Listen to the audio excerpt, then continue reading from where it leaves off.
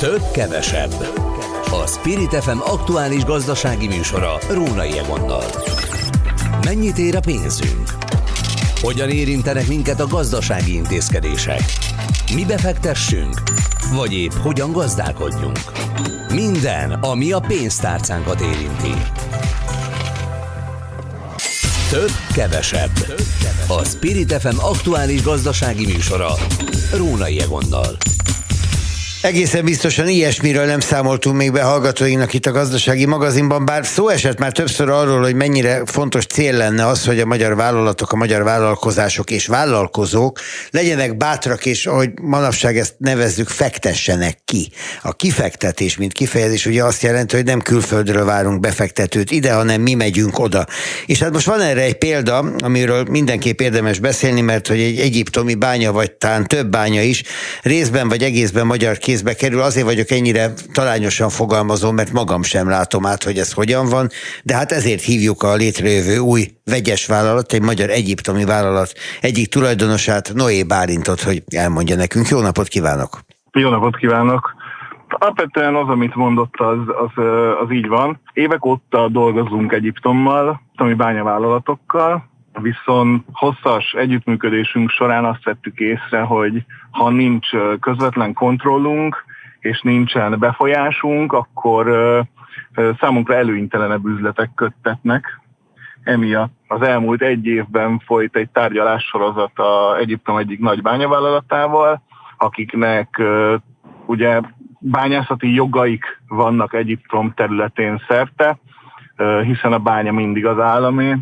Ez Európában és egyébként Afrikában is így működik. És hát egy modellt teremtettek azzal, hogy ebbe a rendszerbe beszálltak. Tőkével, tudással mit visznek? Mindegyiket igazából. A tőkét nem is Egyiptomba visszük, hiszen itt maguk a tulajdonosi körök egyeztek meg egy közös vállalat létrehozásában abban, hogy egy közös vállalatban összpontosítjuk az erőinket. Ez hozza magával tehát a tulajdonosi körben meglévő tudást, lehetőséget és pénzt is. Mit tud az egyiptomi kőbányászat, amit a magyar vagy az európai nem? Tehát mitől jobb? Miért Egyiptommal dolgoztak eddig is együtt? Azért dolgozunk Egyiptomban, mert hatalmas a kulturális különbség, teljesen más az üzleti hozzáállás. Egyébként ez egy elég nagy kockázata is ennek az üzletnek, viszont az, hogy az energiaárak, a munkabérek és az egész fenntartási költsége lényegesen hatékonyabb, ezzel mi Magyarországon és akár Európában is hatalmas piaci előnyöket tudunk szert tenni. Mi az, ami ebből a kőbányászatból termékként végül megjelenik? Csak a kő, vagy önök maguk készítenek is tovább feldolgozott termékeket ebből? A magyar cégünk Mosonmagyaróváron kifejezetten egyedi gyártásokkal foglalkozik, viszont a közös vállalatnak a fő perspektívája az előrekész termékek piaci felmérés alapján, tehát például az osztrák piacnak nagyon eltérő igényei vannak a magyarhoz képest. Erre kidolgozunk épp egy struktúrát, hogy mik azok a termékek, akár labburkolatok, akár gránit útszegélyek, akár táblás termékek, amikből utána az osztrák kisvállalkozók készíthetnek valamit maguk. Világos, tehát és ráadásul ebből az előző mondatából nekem az is kiderült, hogy ez nem korlátozódik arra, hogy egyiptomi és magyar tulajdonosok egy vegyes vállalatban megpróbálnak bányászatból pénzt keresni, hanem ez egy továbbfejlesztett változat is lehet, egy piacvásárlás, egy piacszerzés Németország, Ausztria nyugati irányban. Azt gondolom, hogy Magyarországon több mint 400-an vagyunk kőkereskedők, és én ezzel a modellel szerettem volna szakítani, ugyanis egy kőkereskedőnek nagyon, nagyon kis befolyása van arra, hogy mit kaphat a bányából, mit érhet el. Nekünk ezzel korlátlan befolyásunk van erre. Egyébként pont ezért dolgozik Egyiptomban, nekünk van saját alkalmazásban bányamérnökünk, vannak minőségellenőreink, akik folyamatosan nyomon követik az összes gyártási folyamatot, és ezzel egy olyan európai hozzáadott értéket teremtve, amivel piacképesek vagyunk és leszünk. Tudja, mi az érdekes, ahogy így hallgatom, hogy ez pontosan az a fajta üzleti modell, amit Magyarországra a nagy világcégek településekor el szoktuk mondani. Tehát, hogy olcsóbb a munkaerő, olcsóbb az energia, más egy kicsikét a munkakultúra, tehát számukra ez egy kedvező piac, és pontosan ugyanezt érzékelem az önmondataiban, hogy megtalálta ugyanezt Egyiptomban egy magyar cég számára.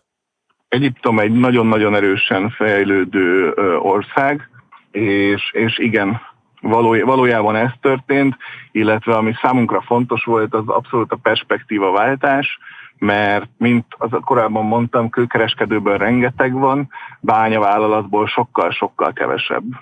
Mi a siker mércéje most az önök számára? Az, hogy ez a fúzió létrejön és egyáltalán működőképes, vagy ennél sokkal ambiciózusabbak itt rögtön az elején, és azt mondják, hogy akkor irány fölfelé, termelés, növelés, nagyobb bevétel, nagyobb profit nyilván, és piac. Hogy látják ezt most?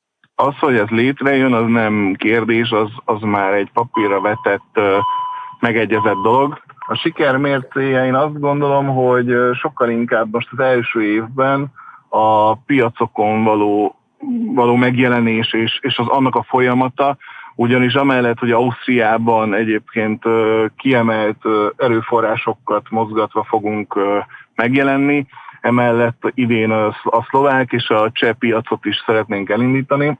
Ez a 2026-os terv, 2027-ben pedig már Németországban szeretnénk ténykedni. Természetesen ennek előfeltétele, hogy az első 3 ország, ahol piacot nyitunk, az stabilizálódjon és megfelelően működjön. Az Amonston és a Modern Mabel a 2 vállalat, amelyik ilyen módon egyesül, mi lesz az új név?